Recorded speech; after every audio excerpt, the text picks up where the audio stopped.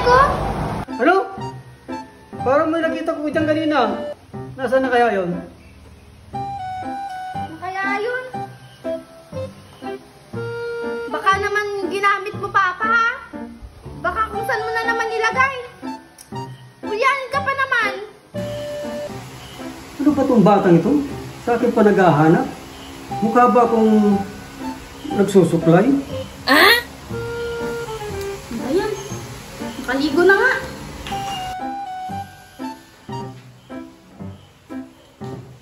Ano ba yan? Wala na naman yung shampoo ko dito. Sino naman kayo kumuha?